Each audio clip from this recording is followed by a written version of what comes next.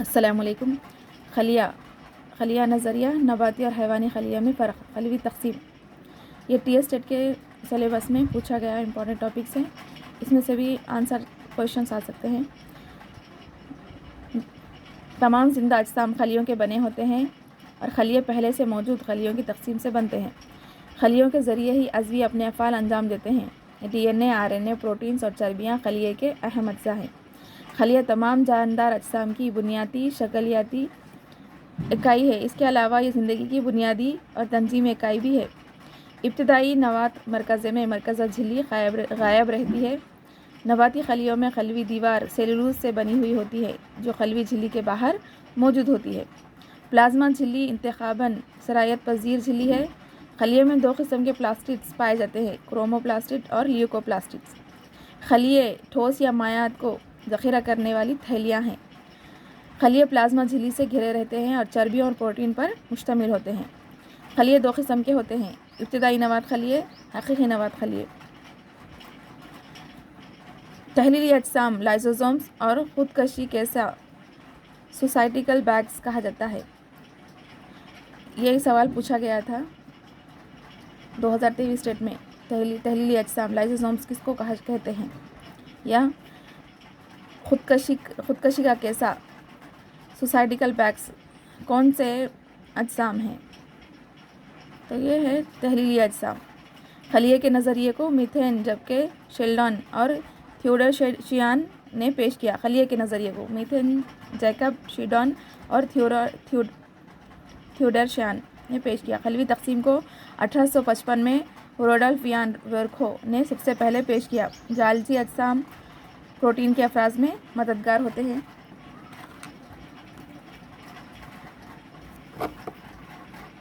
Ribosomes protein کی ترکیب میں حصہ لیتے ہیں۔ کلوروپلاسٹ میں کلوروفل پایا جاتا ہے۔ کلوروپلاسٹ کا قطر 4 تا 10 مائکرون ہوتا ہے۔ توانائی مائٹوکانڈریا عام طور پر 2 تا 8 مائکرون لمبے اور 0.5 مائکرون چوڑے ہوتے ہیں۔ توانائی کی اندرونی جھلی شکنوں میں تبدیل ہوتی ہے جس کو کرسٹیے کہا جاتا ہے۔ مرکزے کو 1831 میں رابرٹ براؤن نے دریافت کیا۔ مرکزے کو خلیے کا کنٹرول روم بھی کہا جاتا ہے۔ 1665 میں رابرٹ ہک نے خلیے کی دریافت کی۔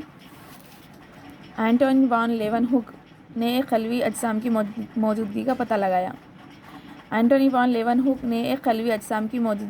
لگایا۔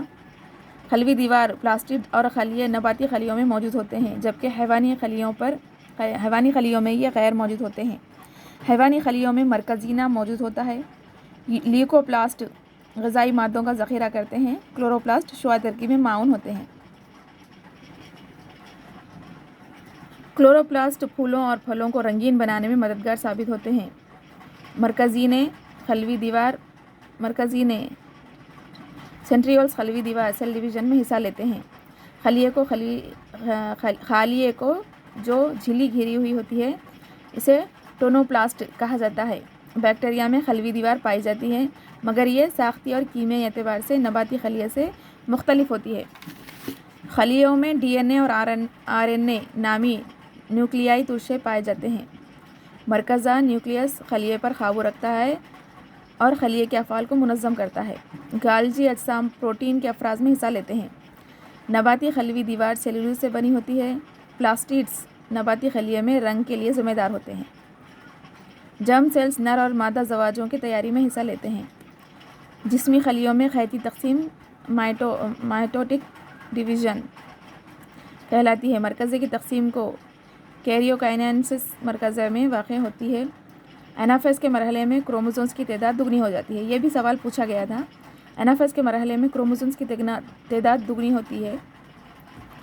تخفیفی تقسیم